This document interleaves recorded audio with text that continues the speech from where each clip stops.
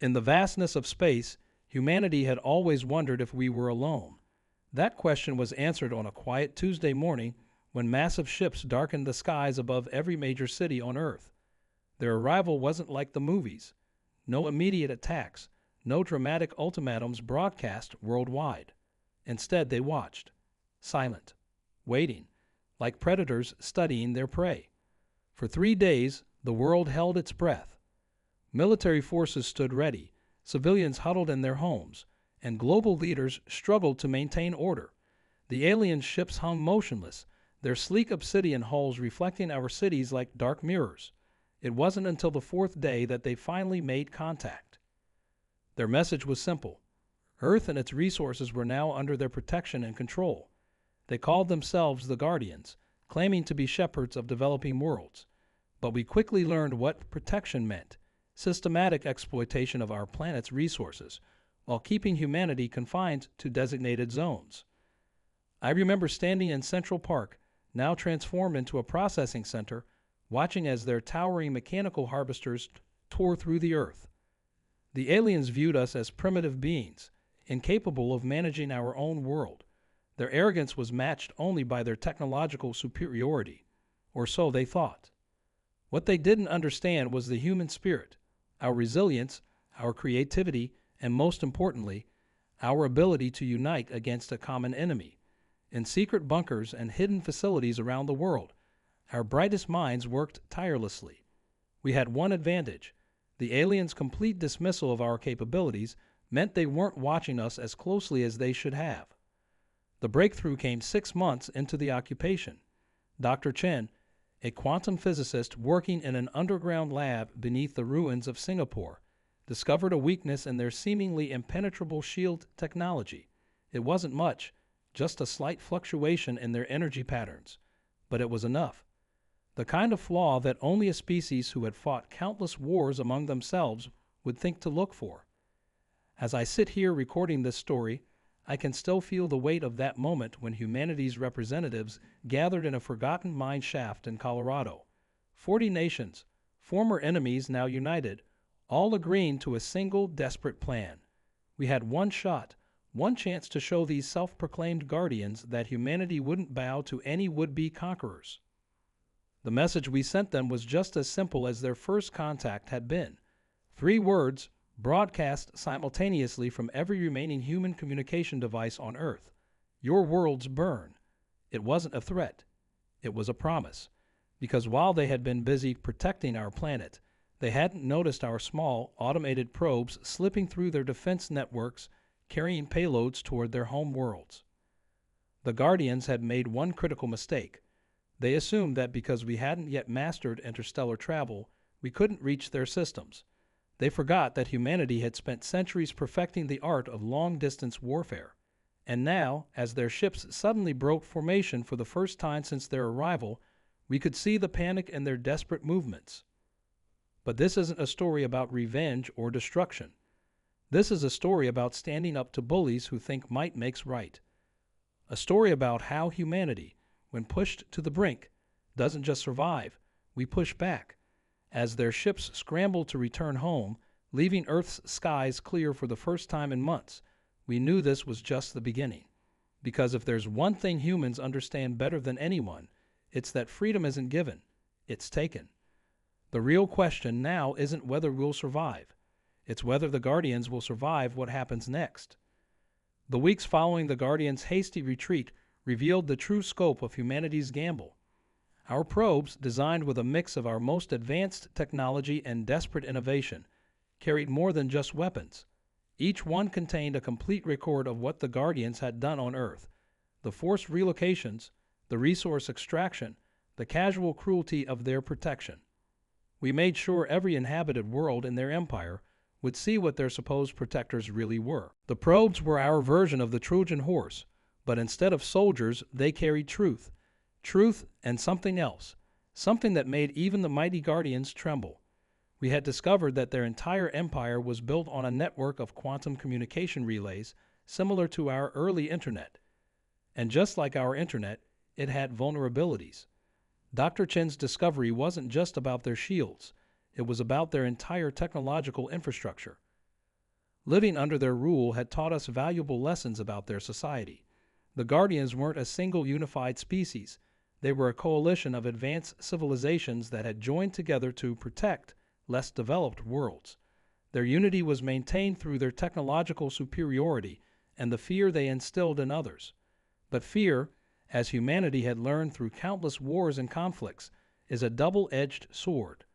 The first signs of their empire's fracturing came through intercepted communications. Our remaining satellite network, hidden beneath layers of electronic camouflage, picked up desperate messages between Guardian worlds. Some called for immediate retaliation against Earth. Others argued for negotiation. A few even suggested that humanity's response was justified. The empire that had seemed so monolithic was revealing its cracks. Back on Earth, we weren't just waiting for their response. The global unity forged in resistance had given us something unprecedented: true cooperation across all nations. The old borders and conflicts that had divided us seemed trivial compared to the threat we faced. In the abandoned Guardian facilities, we found fragments of their technology, pieces of the puzzle that had eluded us for so long. Dr. Sarah Reynolds, leading a team of international scientists in the repurposed Guardian Command Center near Mount Fuji, made the next breakthrough. The Guardians' quantum communication network wasn't just for sending messages. It was the backbone of their entire civilization. Their ships, their weapons, even their basic infrastructure all relied on constant connection to this network. And our probes had just introduced a virus into their system that was unlike anything they had ever encountered. We called it Project Phoenix, a fitting name for humanity's resurrection from the ashes of occupation. The virus wasn't designed to destroy their network. It was designed to reveal truth. Every world in their empire would see not just what had happened on Earth, but what had happened on countless other protected worlds. The Guardians' carefully maintained image of benevolent protectors was about to shatter. The response came exactly 3 weeks after their retreat. A single ship, smaller than their previous vessels, appeared in orbit. Its message was different this time, not a demand, but a request for dialogue. The Guardians, it seemed, had finally learned that humanity wasn't as primitive as they had assumed. The meeting was set for neutral ground, the International Space Station, which had somehow survived the occupation untouched. As our representatives prepared for the first real negotiation with the Guardians, we kept our finger on the metaphorical trigger. The virus in their network was our insurance policy. If they tried anything, every secret they had ever kept would be exposed to every world they had ever conquered. Inside the space station, the true face of the Guardians was finally revealed. Their representative, a being that looked almost crystalline in structure, spoke with what seemed like genuine regret. They had made a mistake, they admitted, in judging humanity by our level of technological advancement rather than our potential. But we weren't interested in apologies. Our demands were simple: immediate withdrawal from Earth, reparations for the damage they had caused, and a complete restructuring of their protection program. But more importantly, we demanded recognition, not just for Earth, but for all worlds under their control. The age of the Guardians as unquestioned rulers of space was over. The crystalline being listened silently as we laid out our terms. Around Earth, our remaining defense systems stood ready, programmed with everything we had learned about their technology. We weren't negotiating from a position of weakness anymore. The primitive species they had dismissed had become their greatest nightmare, not because of our weapons, but because we had found a way to turn their own system against them. What truly terrified them wasn't our military capability or even the virus we had planted. It was the speed with which we had adapted and evolved. In just 6 months, we had gone from a conquered species to one that had found weaknesses in systems they had thought perfect. We had proven that humanity's greatest strength wasn't our technology or our weapons. It was our relentless drive to overcome, to survive, to thrive against all odds. As the negotiation continued, more information about the Guardian Empire began to emerge. They had ruled space for millennia, protecting countless worlds. But their empire had grown complacent, relying too heavily on technological superiority rather than true strength.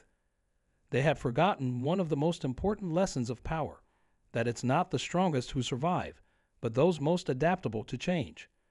The crystalline being finally spoke again, its multifaceted surface reflecting the Earth visible through the station's window. They had received reports from their home worlds. The virus we had sent was spreading faster than they could contain it. But it wasn't destroying their civilization as they had feared. Instead, it was transforming it. The truth we had unleashed was doing what truth always does. It was setting people free.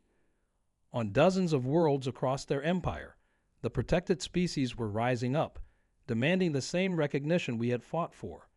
The Guardians' perfect system of control was unraveling, not through violence, but through the simple power of revealed truth. The empire they had built on fear and technological superiority was being reformed by the very primitives they had sought to protect. But even as we moved toward what seemed like victory, a new tension was building. Some factions within the Guardian Empire weren't accepting this change quietly. Reports were coming in of ships mobilizing, of worlds arming themselves for conflict. The peace we had fought for was balanced on a knife's edge, and one wrong move could send the entire galaxy spiraling into war. Our virus had opened Pandora's box, and now we had to deal with the consequences. The question wasn't just about Earth's freedom anymore. It was about the future of countless civilizations across space. As I record this part of our story, I can't help but wonder, in our quest to free ourselves from the Guardians' protection, have we simply replaced one form of chaos with another? The crystalline being rises from the negotiation table, its surface now pulsing with what we've learned to recognize as their version of urgent communication. Something is happening in their empire, something big enough to interrupt these crucial talks. As they request a recess, we can see the Earth reflected in their crystalline form, a blue marble suspended in the black of space. Whatever comes next, we know one thing for certain: humanity will never be seen as primitive again. In the silence that follows their departure, we wait, watching our world turn below us. The next few hours could determine not just humanity's fate, but the fate of every species that has ever lived under the Guardian's protection. The real question now is, are we ready for the responsibility that comes with such power? The space station's systems pick up a sudden surge of activity in near-Earth orbit. Something is coming, something big. But this time, Earth isn't defenseless. This time, we're ready. As alarms begin to sound throughout the station, we prepare for whatever comes next. Because if there's one thing humans do better than survive, it's face the unknown head-on. The real war for freedom, it seems, is just beginning. The alarms blaring through the International Space Station took on a different tone, not the usual warning of system malfunctions or space debris, but something more urgent. Through the station's reinforced windows, we watched as multiple tiers in space appeared, like someone had taken a knife to the fabric of reality itself. The Guardian's hyperspace technology at work, but on a scale we'd never seen before. Our Earth-based sensors were going crazy. Dr. Reynolds' voice crackled over the emergency channel from Mount Fuji, her usual calm demeanor strained. We're tracking over 300 ships emerging from hyperspace. But they're not all Guardian vessels. The signatures are different. Some of them look like they belong to other species from within their empire. The crystalline Guardian representative's surface had turned almost transparent with what we now recognized as shock. The protected worlds, it whispered in its synthesized voice. They're not supposed to have this technology. We never shared our hyperspace drives with them. A pause then. Your virus didn't just share information. It shared technical specifications. We'd given the oppressed worlds of their empire more than just the truth. We'd inadvertently given them the keys to their own liberation. The quantum network virus had exposed everything, including the closely guarded secrets of Guardian technology. And now those worlds were here, above Earth, the planet that had dared to stand up first. The next few hours were chaos. Representatives from dozens of formerly protected worlds requested permission to dock with the station. Each brought their own stories of Guardian oppression, their own demands for justice, their own visions of what should come next. Earth had become the unexpected catalyst for a galactic revolution. But revolutions, as humanity had learned through centuries of our own history, are messy things. Some worlds wanted complete independence. Others sought to reform the Guardian system from within. A few even sided with the Guardians, arguing that their protection, though flawed, was better than the chaos of complete freedom. Through it all, our virus continued its work, spreading through the quantum network, revealing more truths, sharing more secrets.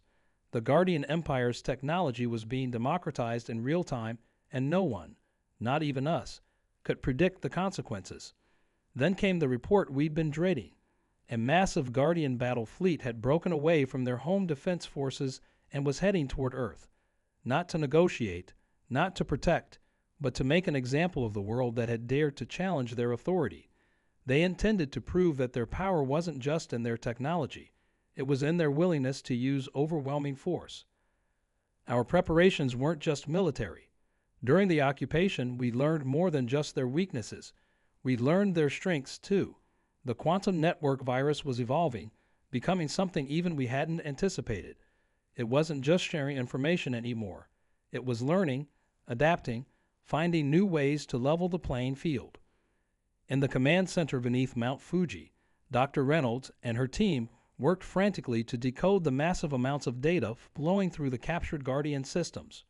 Something big was hidden in their quantum network, something they'd kept secret even from themselves. The deeper we dug, the more we realized that the Guardian's power wasn't just built on advanced technology. It was built on something far more fundamental. The crystalline Guardian representative's next words confirmed our worst fears. You don't understand what you've done. The network, it's not just for communication. It's what holds our reality together. And you've introduced chaos into its perfect order. Above our heads, the fleet of rebel-protected worlds took up defensive positions around Earth.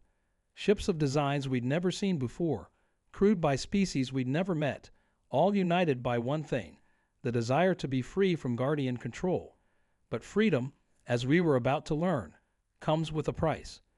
The battle fleet would arrive in less than 6 hours. On Earth, our remaining defensive systems were brought online, enhanced by everything we learned from Guardian technology. In orbit, our new allies prepared for war, their ships forming patterns that seemed to defy conventional space combat tactics.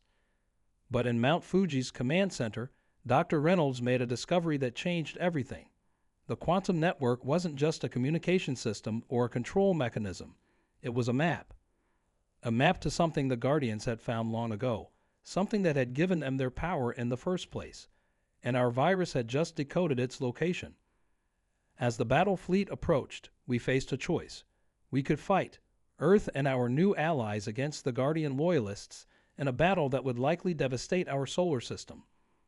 Or we could take a bigger risk, use what we've learned to strike at something more fundamental than ships or weapons. Time was running out.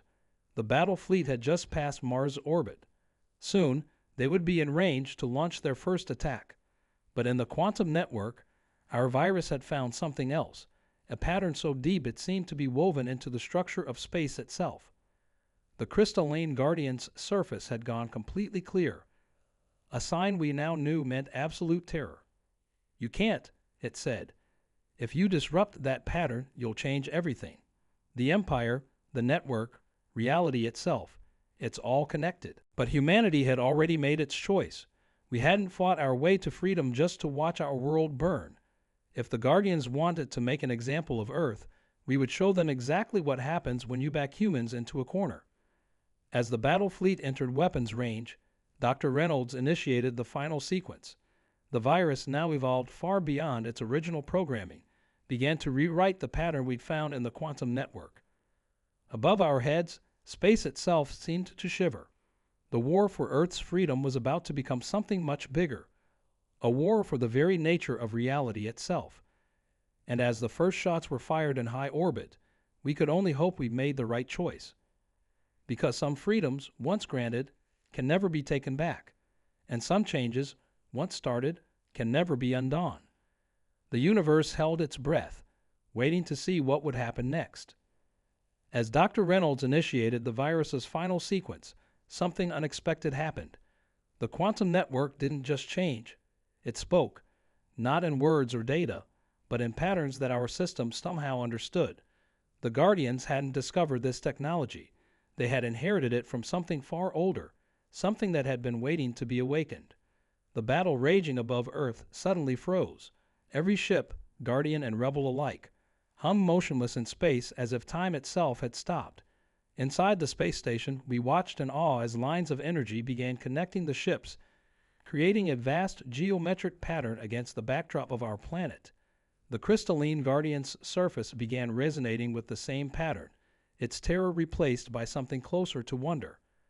We never asked, it whispered, why the network existed before we found it. We never questioned why it seemed to know exactly what we needed. We just used it, shaped it to our will. Or, its surface rippled with realization. Perhaps it shaped us. Dr. Reynolds' voice cut through our stunned silence. The pattern isn't just in the network. It's everywhere. In the ship's designs, in the hyperspace drives, even in the Guardian's crystalline biology. They didn't build an empire. They were guided to create one. But why? The answer came not in words, but in images that somehow projected directly into our minds. We saw the universe as it was billions of years ago, teeming with civilizations that had risen and fallen. We saw countless species that had destroyed themselves after achieving advanced technology. And we saw the solution that some ancient race had devised. A network that would guide younger civilizations, nurture them, protect them from themselves. But humanity had done something unprecedented. Instead of being guided by the network, we had challenged it. Our virus hadn't just disrupted the Guardian's control. It had awakened the network's original purpose, to foster growth, not stagnation. The battle fleet that had come to punish Earth was now part of something larger. The energy patterns connecting the ships began to pulse, each beat sending ripples through space itself. On Earth, every piece of technology we'd adapted from the Guardians started responding to the same rhythm. It's a test, Dr. Reynolds realized, her voice filled with sudden understanding. The network wasn't waiting for someone to control it. It was waiting for someone to prove they were ready to understand it. But understanding came with a price. As the pattern expanded, we began receiving distressed signals from across the galaxy. The quantum network wasn't just a communication system or a means of control. It was a shield, protecting our part of the galaxy from something the ancients had feared.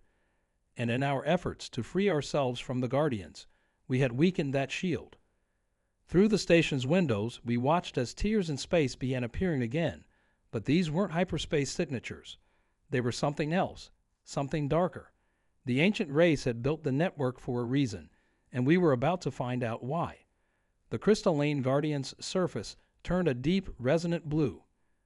There are things in the void between galaxies, it said, things that the network was built to keep out. The Guardians didn't know. We thought we were the protectors, but we were just maintaining a system we didn't understand. From the tears in space emerged shapes that defied description, entities that seemed to be made of darkness itself. The pattern connecting the ships pulsed brighter in response, creating a barrier between Earth and these cosmic horrors.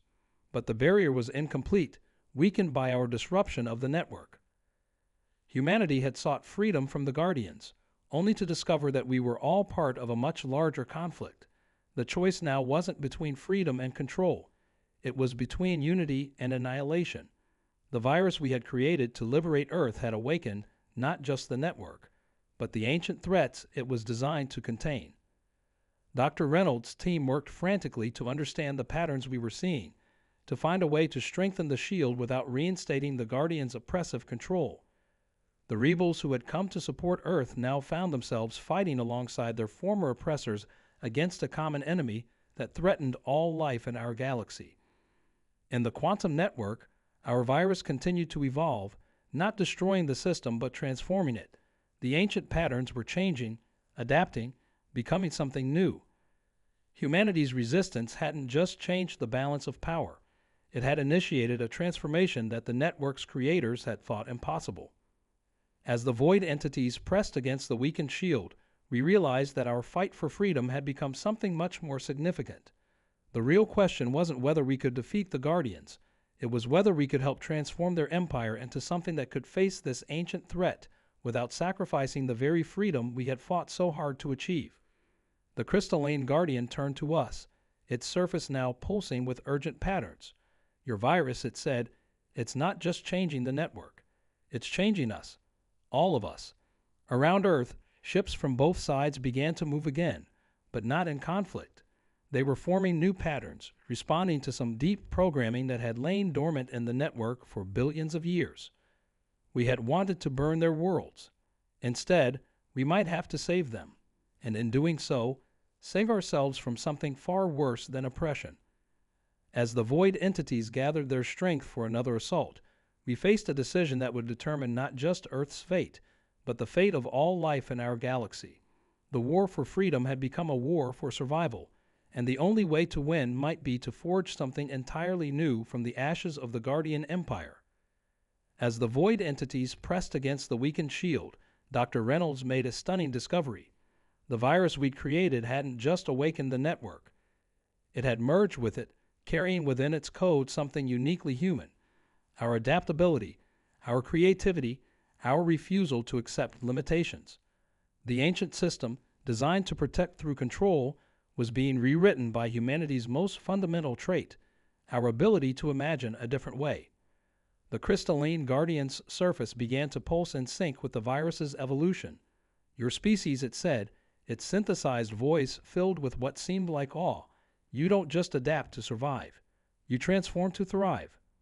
Around Earth, the combined fleet of Guardian and Rebel ships started moving in new patterns, guided by commands that seemed to flow from the very fabric of space itself. In the Mount Fuji Command Center, the quantum network's displays showed something unprecedented. The virus wasn't fighting the ancient system. It was completing it. What we had seen as a shield was actually only half of a greater whole, a defense system waiting for its missing piece, a species that could face the unknown without trying to control it. That's when we understood the true purpose of the Guardian Empire. It hadn't just been about protection or control. The ancient race had set up a vast, galactic-scale test, waiting for a species that could break free of the system's constraints without destroying it. Every civilization that had simply accepted the Guardian's protection had failed that test.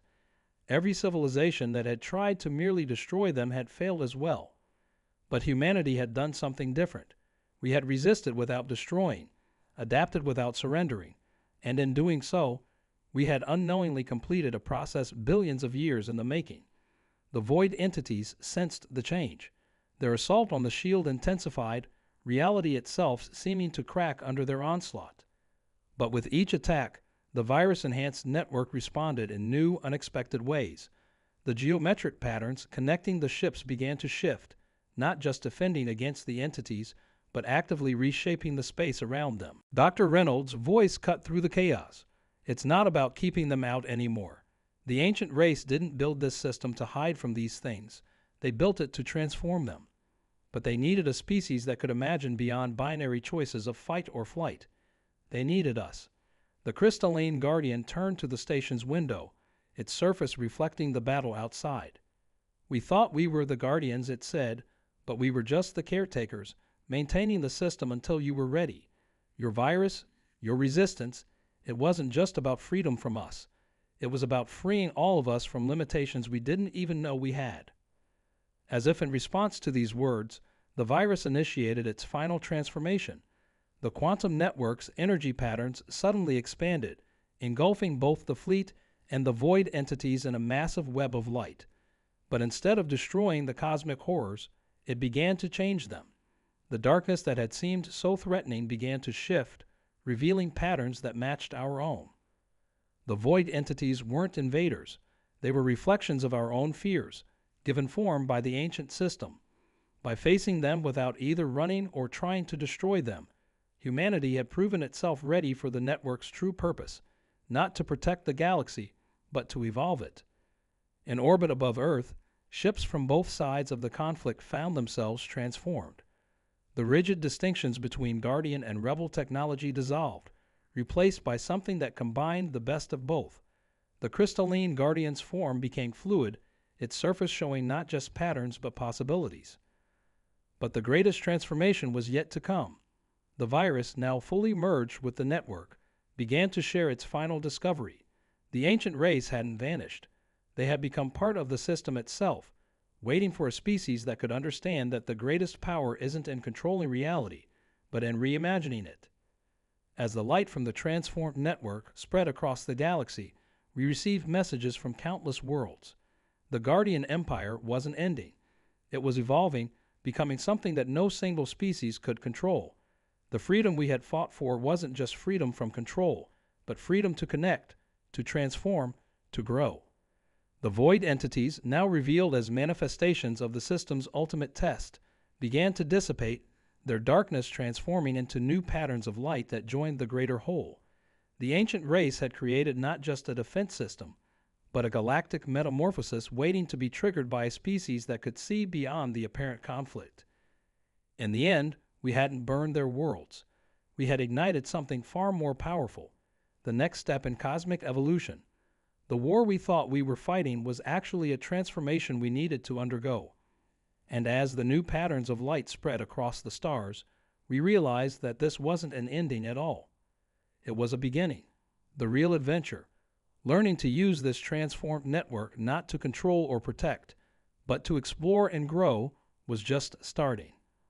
Humanity had found its place in the cosmos not by conquering or submitting, but by showing the galaxy a new way forward.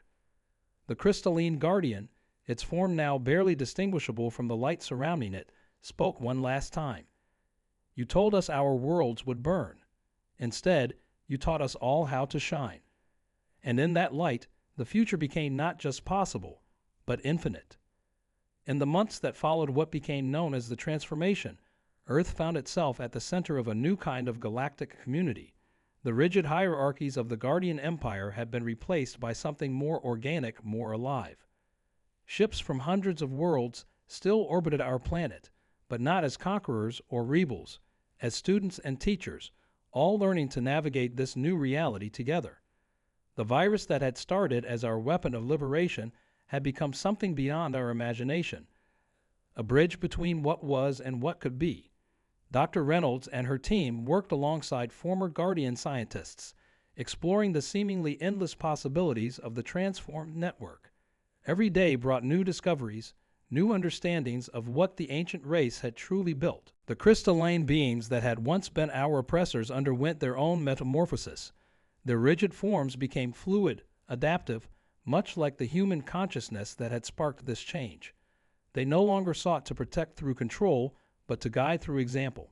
Many chose to stay on Earth, sharing their millennia of knowledge while learning from humanity's unique perspective. Cities around the world began to change as the transformed network's influence spread. The harsh mechanisms of Guardian technology softened, merged with human innovation to create something entirely new. Parks that had been processing centers bloomed again, but now with plants that seemed to glow from within, their patterns matching the rhythm of the cosmic dance we had become part of. But perhaps the most profound change was in how we saw ourselves. Humanity had entered this conflict believing we were fighting for our freedom, for our right to exist without oversight. We emerged understanding that true freedom isn't about standing alone. It's about choosing how to connect, how to grow, how to transform. The ancient race's final message, decoded from the deepest layers of the network, confirmed what we had discovered through our actions. The universe isn't a battlefield to be conquered or a resource to be protected. It's a canvas waiting for species brave enough to imagine something new, something better. Our first steps into deep space were nothing like we had imagined. Instead of conquering or colonizing, we found ourselves part of a grand collaboration. The transformed network became our highway to the stars, but more than that, it became our common language of possibility. Every world that had been under Guardian protection now had a voice, a chance to contribute to this new chapter in galactic history. As I stand here now, looking out over the transformed landscape of what used to be Central Park, I can't help but smile at the irony. We had threatened to burn their worlds, but in the end, we had sparked a fire of a different kind, the kind that illuminates rather than destroys. The quantum patterns that now dance across our night sky remind us of a truth we'd always known, but sometimes forgotten. The greatest victories don't come from destroying your enemies, but from transforming the battlefield itself. From showing everyone involved that there's always another way if you're brave enough to imagine it. Our children no longer look up at the stars with fear of what might come down from them. Instead, they see endless possibilities, countless worlds to connect with, infinite mysteries to unravel. The network we once sought to destroy has become their inheritance. not as a tool of control, but as a medium for creation. The war that began with a warning of burning worlds ended with the lighting of a new kind of fire, one that burns in the heart of every species that joins this cosmic dance.